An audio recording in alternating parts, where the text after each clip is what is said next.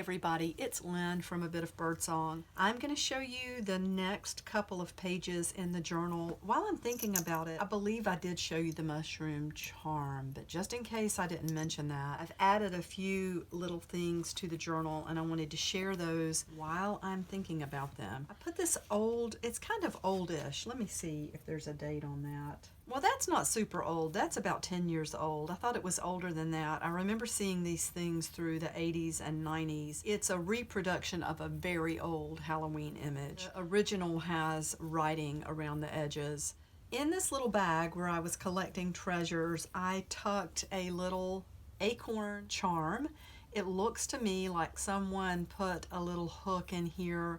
Is that called an eye hook? I'm not sure, but you know, you could put a string through there or a piece of leather cord. It looks like it's had varnish put on it. I just think it's adorable. So I put it in this bag. This journal is so centered around things that are botanical and plant life.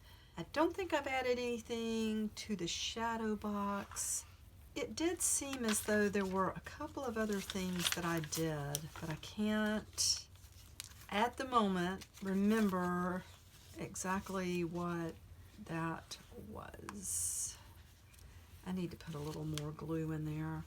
I can tell you one thing while we are right here at this page. I went ahead and did some prep on some future pages. One of the things that I decided to do was glue some pages together because the journal is getting thick and I am still going to do a full spread for each day of October. I found that I was going to have more pages than days. I did actually tear some pages out, but I did it in a way that's not going to affect the binding.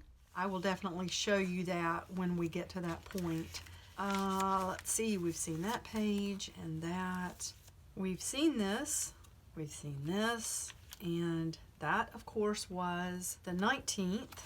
And then we have the 20th. So let's go to the page for October 21st. This page is, in my mind, it is still under construction. Let me just show you some of the elements of this page. This is some really pretty washi tape that came from Sandra. I love this. Thank you so much. I went ahead and helped it along a little bit by putting some glue under it. I had so much distressing and such on this page it didn't want to stick that I love having it around this botanical image. There is a dragonfly stamped here. The number 21 is stamped. I love this page.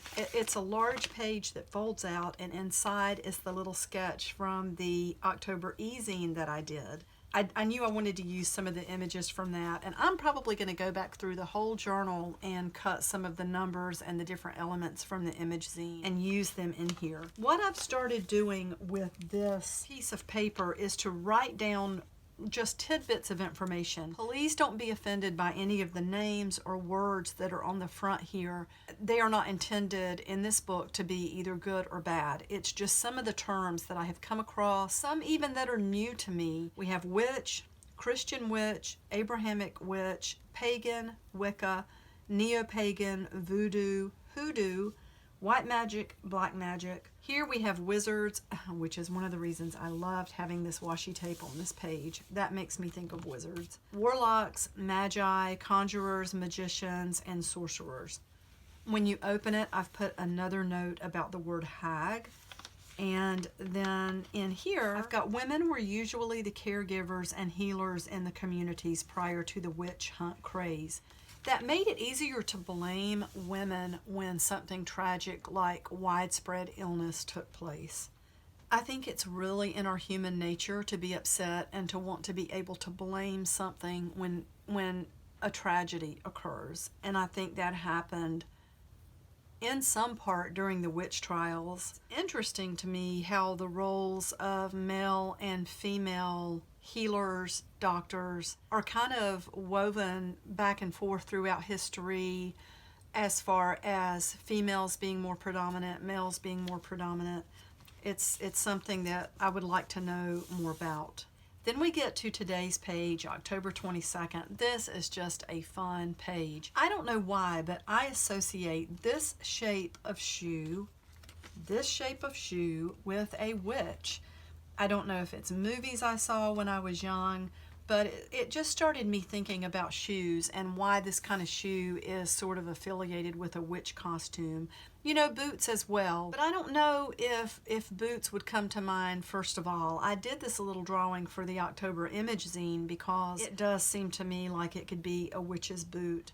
I started reading about shoes and how certain shoes became tied to witches. I didn't really find anything specific. I did find a really interesting bit of information. There is something called a concealed shoe, and apparently throughout the 1800s it was a common practice to put a shoe within the structure of a home or a building, as it was thought that the shoe could trap evil spirits. That seems to go back to an earlier time period when a man reported that he had caught a devil in his, I think it was his boot, maybe a shoe.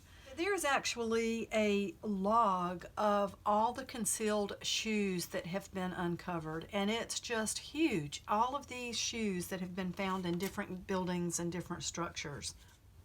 This is just a fun ad. I don't know, I guess I have kind of a thing for old shoe ads. I think they're just really fun. I may come back and add some more shoe ads to this page. I have some that I definitely want to scan and print. And again, this journal is going to be something I want to go back to over and over again. You know what? Like I said in one of my earlier videos, it feels so good to be caught up.